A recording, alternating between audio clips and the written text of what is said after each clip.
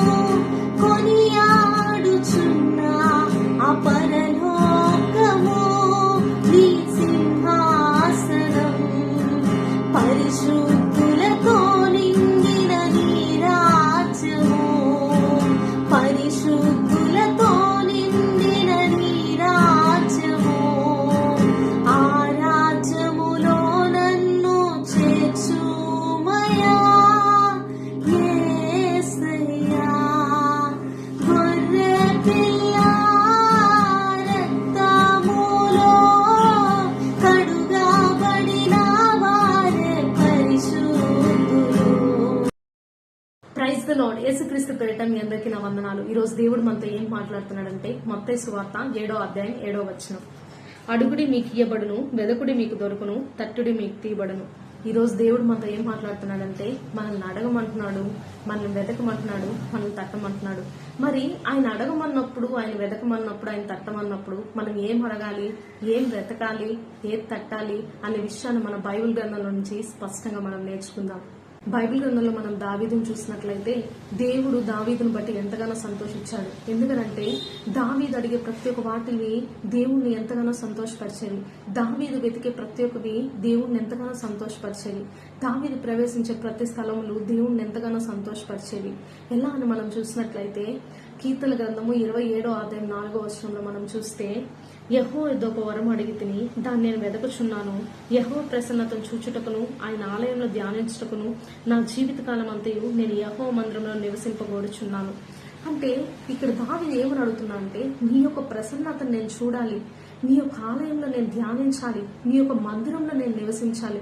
ఇటువంటి వాటిని తన యొక్క చేతుల్లో కలిగి ఉన్నాడు. ఈనాడు ఆయన మనల్ని అడుగు అని సెలవిచ్చిన వెంటనే మనం ఎటువంటి వాటిని మనం దేవుణ్ణి అడుగుతున్నాం అనేది మనం ప్రశ్నించుకుందాం.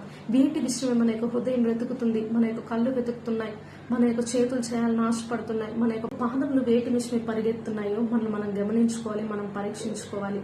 దావీదు తను అడిగే ప్రతి వాటిని బట్టి దేవుని సంతోషపరిచి, తను వెతికే ప్రతి వాటిని బట్టి దేవుని సంతోషపరిచి, తను ఉండాలనుకున్న ప్రతి స్థలమును బట్టి దేవుని మహింపరిచి, దేవునికి ఇష్టానుసారుడని ఏ విధంగా అయితే తను ఆ యొక్క దేవుని దగ్గర ఆ యొక్క ప్రఖ్యాతికరమైన ఆ యొక్క గుర్తింపును పొందుకున్నాడో మన యొక్క జీవితంలో కూడా మనము దేవునితో చెప్దాం, అయ్యా నీవే నాకు కావాలని మనం ఆయన అడుగుదాం. మన యొక్క జీవితంలో మనము దేవునికి ఇష్టమైన వాటిని మనం అడుగుదాం, దేవునికి ఇష్టమైన వాటిని మనం వెతుకుదాం. దేవుడు వేటిని తట్టమని మనకు చెప్తున్నాడో, వేటిలో మనం ప్రవేశించాలని ఆశపడుతున్నాడో ఆ యొక్క ప్రదేశంలోకి మనం ప్రవేశిద్దాం. దేవుడిచ్చే యొక్క గొప్ప ఆశీర్వాదములు మన కొరకు ఏర్పరిచిన వాటిని మన కుటుంబ సమేతంగా మనం అనుభవిద్దాం, మనం పొందుకుందాం. నీతోనే నుండుటయే నా జీవిత వాంఛయా, నీ చిత్తము నెరవేర్చుటయే నా హృదయ తపనయ్యా, నీ చిత్తము నెరవేర్చుటయే నా హృదయ తపనయ్యా. యేసయ్యా నిన్నే కదా నా ముందు నిలిపెను, కరుణయు కృపయు నిరంతరం శాంతి అన్ని చేయువాడా నా జీవితం నసింపగా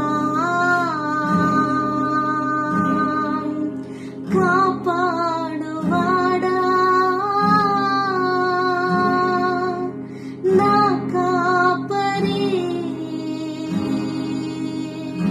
నా కొరకు అన్నీ చేయువాడా చేసి